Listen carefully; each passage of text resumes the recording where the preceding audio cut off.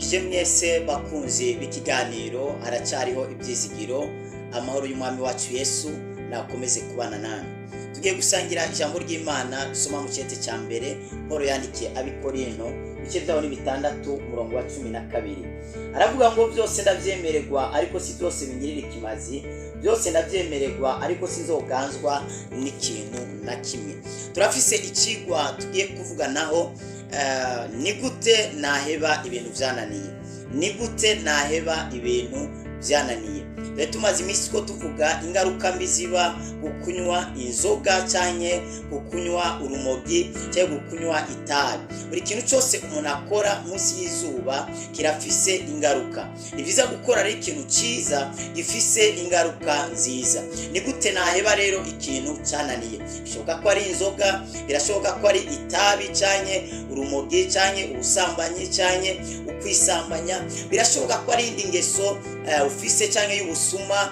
Hari abantu usanga bakubagana abonye ikintu cy'umuntu adashobora kugisiga. Muzababona no mwishengero mwe nabo yabonye ikintu cy'umuntu arahangayika, abonye amafaranga y'umuntu arahangayika akabura amahoro akumumengo yogenda ayahitanye. Ari abantu nyene bafata n'ingingo n'abantu usanga barabisengeye ari ugasanga ivyo bintu byarabananiye. Abantu ugasanga afite inzigo, abantu ugasanga afite ishari rimwe rikomeye cyane ku buryo yakwica n'umuntu yanarogesha n'umuntu. Abone ugasanga ingeso kujya mu bapfumu, ubundi ugasanga afise ishavu ryamunaniye kabisa, ugasanga ibyo yabaye inkazi ku buryo anashavura akamena n'ibintu mu nzu. Hari umuvyeyi ashavuye arakaye yamenaga na televiziyo. Hari umuntu yigeze gushavura ararakara cyo gihe bari babatsinze urabona abantu mukunda gufana umupira, sasa itimu yiwe barayitsinze. Madame rero n'abana bo bari bafise itimu bafana itandukanye n'iya se wabo, we nawe yari afise itimu yiwe.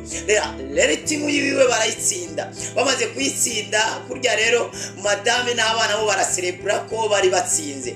Acarararakara arashavura afata inyundo, noneho amena ya televiziyo nabara abarengera ko arakubita. Amaze kubakubita aca bamaze imisi ngahe atabagaburira kubera uburakari nyene. Ivyo gihe ntibaraye no mu nzu, baraye hanze kubera ishavu. Ni gute rero naheba ikintu cananiye? Reka kuvuga rero ko cakunaniye kubera ikintu cyose birashoboka ko umuntu yagiheba. Hari umuntu avuga ngo twiwacu tumeze uku, twiwacu niko tumeze, twiwacu niko bimeze. Suko mumeze, suko mumeze. Birashoboka ko ikintu cyose wagiheba, birashoboka ko ingeso iyo ariyo yose wabasha gutandukana nayo.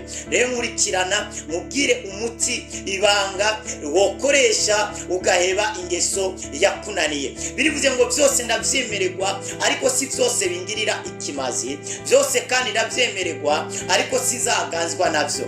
Nubwo wemererwa kunywa inzoga, nubwo wemererwa kunywa itabi, ariko ntuganzwe navyo, ariko kandi si byose bizakugirira ikimazi. Twararebeye hamwe ingaruka mbi ziba mu kunywa inzoga, mu kunywa itabi cyangwa urumogi, cyane abanywa ubugoro. Bamwe uzasanga amenyo yarirabuye, abandi uzasanga amaso yaratukuye, abandi uzasanga bafite ibikomere ku mibiri, abandi uzasanga mu mitima bamana inkorora idahera, abandi bibakwegera ibintu bitandukanye. Abandi bantu kubwo kwisambanya birashobora kuzatuma utavyara, kubera kwisambanya birashobora kuzatuma ugira ikibazo mu rugo rwawe niwubaka urugo rwawe. Kubera gusambana birashobora kuzagukururira indwara zidakira, birashobora kuzagukururira mu bintu bibi bizatuma ubuzima bwawe wicuza umunezero minota 5. Abandi kuinzoga byabakuriye mu bintu bitandukanye. Rero ingeso iyo ariyo yose birashoboka ko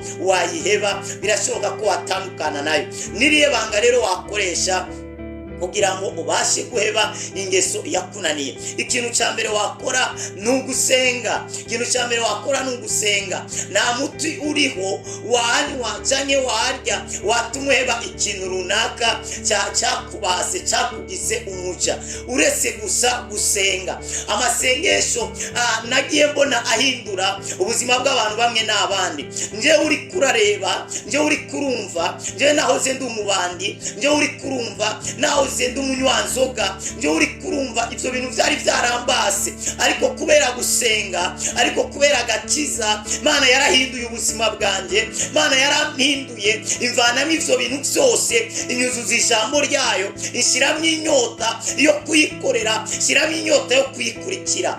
Ibidashobokera abantu bishobokera Imana ndetse n'uwizera. Amasengesho arahindura. Ntabwo umuntu ahindurwa nuko bamusize mu gasho, nuko bamukubise inkoni n'ibintu yanyoye canke yariye, ariko amasengesho arashobora guhindura umuntu yari bandi agahinduka umukozi w'Imana. Amasengesho arashobora guhindura umuntu yari maraya agahinduka umuririmbyi mwiza. Ntuzashwanire umugabo kubera ko afite abandi bantu yandikira basheri. Ntuzashwane n'umugabo wawe ngo kubera mwizoga ngo wumve wamuta, wumve wamuvaho kubera afite ingeso runaka. No, fuka musenge. Amasengesho arahindura, amasengesho arabohora. Amasengesho yagiye akura abantu muri gereza aho bafungiwe maze bakava yari bazima. Amasengesho yagiye ahindura ubuzima bw'abantu bamwe n'ubw'abandi. Uwitwaga Sawuli birimbwira ngo yicaga abakristo, yicaga abantu bakorera Imana. Ntabwo yica abapagani mu byumve, yica abakristo, yica abantu buzuye mpemu yera, yica abantu bari mu Imana. Nibo bantu yagiriraga nabi. Igihe kiragera masobra kitanoshke birimbwira ngo agenda i Damasiko agiye afise ifuwe, agiye kwica abakozi b'Imana b'i Damasiko.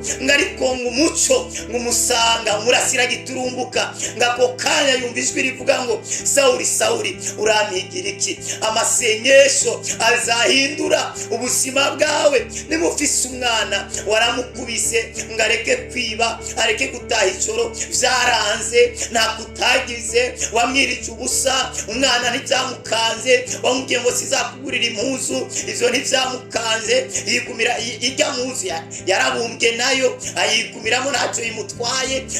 Wafashe ingingo zitandukanye, vyaranse, warafashe ingingo uravuga ngo bino bintu ndabihagarise, ariko birangira ubisubiyemo. Hari n'abandi bantu batinya no kujya gusenga, avuga ngo kuko nagiye gusenga ubuzima bwanjye budahinduka, nyewe ndabihebye, ndabihagarise. Uretse ko ari n'amasengesho akanganye ateranye ubwoba. Uzasanga iyo umuntu yagiye gusenga babatera ubwoba ngo Imana yava kwica, ngo Imana nimesha ngiragucisha mu idirisha ngo kubera ko waje wakoze ibyaha. No, Imana ntabwo ari umucamanza. Bivuga ngo nimuze mwese abarushe n'abaremerewe ndabaruhura. Imana niyo yarondeye Adamu. Ibaze Adamu niwe yakoze icyaha, niwe yari kurondera Imana, ariko Imana niyo yarondeye Adamu ahubwo imubwira ibyo yokora, inamuronderera n'umwambaro. Imana irakunda abanyabyaha, Imana yanga icyaha, mbwa ntibakundira ibyo bakora. Imana ikunda abantu bose itarobanuye. Hari n'abantu nigeze kugenda ahantu umuvugishwa atora inkoni akubita abantu ngo basubire gutunganya, ngo muri batunganije neza. Ubundi umwe aramwirukana ngo wowe genda, ubwo nakubwiriye utunganye ngo nduhoraho narakaye, unakubwiye utunganye ngo wabyanze, ngo subira hariya gutunganya. Aragenda aratunganya, ayongera aragaruka. Noneho umuvugishwa ararakara. Iyo Mana yani muno umuvugishwa irarakara, ariko si Imana niko mvuga, irarakara. Maze kurakara ajya mukubita umurisho ati ndakwirukanye taha. Nyuma yaho rero Imana irashwana, iravuga ngo kubera iki birukanye umuntu wanjye, kubera iki birukanye umuntu wanjye muri ngaho. Ibaze birukanye abantu bose bari kwihema, je cyangwa umamagaze nije je nagumye nicaye, ndavuga ati reka ndabi impemu kiza kunyubahuka, ninyubahuka ndayikubita amakofe amwe y'ingufu. Haleluya. Ya muri iyo nzira rero urumva yuko uwo muntu yari yagize, ntabwo yari mpemu yera, ntabwo yari Imana yariko irakorera muri uwo muntu, ahubwo bwari uburakari bwiwe bwariko bukorera muri uwo muntu. Kubera Imana ntabwo yakwirukana umuntu ngo kubera yanze kwihana, ntabwo yakwirukana umuntu. Birivuga ngo imbere yanyu hari inzira zibiri, niwe uhitamo inzira utegerezwa gucamo, we niwe uhitamo. Imana ntabwo iguhitiramo, oya. Birivuga ngo hari inzira ntoya ariko akaba n'inzira yaguse. Rero amahitamo ntabwo ari Imana, ariko amahitamo ni ayawe. Urahitamo guca mu nzira y'ubuzima cyangwa urahitamo guca mu nzira izakujyana mu mahonero. Amahitamo ni ay'umuntu. Yabwiye Abisirayeli imbere yanyu hari umugisha kandi hari n'umuvumo, nimwebwe muhitamo. Rero nimwemera mukumvira muzajya ibyiza byo mu gihugu, ariko nimwanka inkota izabarya. Rero ikintu cya mbere wakora kigatuma utandukana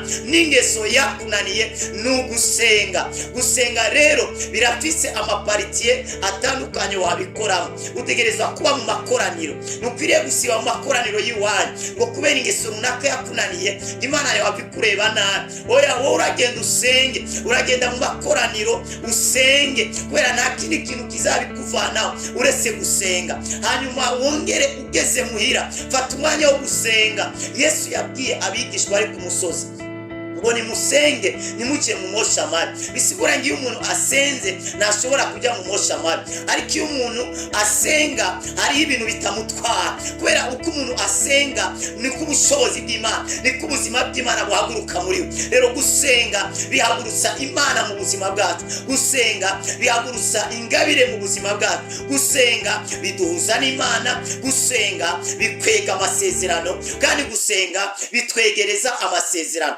Gusenga birarema ibintu bitari biriho bikabaho. Gusenga gukinzira ahatarizira. Gusenga kurabohora. Gusenga gukura hasi kugashyira hejuru. Gusenga kurahindura. Gusenga kurarema. Kazobaregi bakaya. Dawidi yavuze ngo Mana ngo wahoneje abakuvuye ko bose, ngo ariko njyewe kwegera Imana ngo niko mbonyemo amahirwe. Ngo njyewe kwegera Imana ngo niko mbonyemo amahirwe. Uko wegera Imana niko ubuzima bwawe bwegera ubuzima bwawe. Uko Mose yabonye igisaka cyaka umuriro akagira amatsiko yo gucegera, niko rero Mose yaciye abwirwa n'ijwi ry'Imana rivuga ngo kuri inkweto zawe ko hano uhagaze nahera. Ariko ibyo Imana yimubwiye kubera ko yaragiye kugana, yaragiye kwegera icyo gisaka, yaragiye kwegera Imana. Uko wegera Imana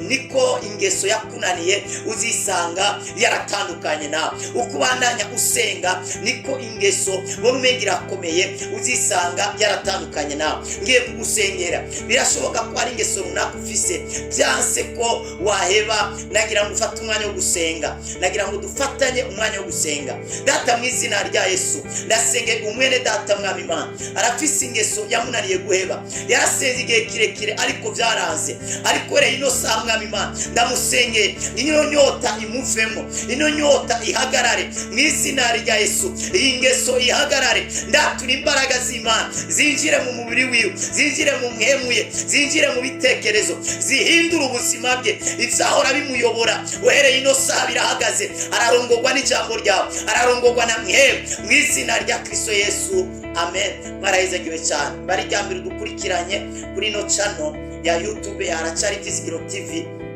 Gira subscribe cyangwa sabone, amahongere usangize abandi ino nyigisho. Imana ikumugisha.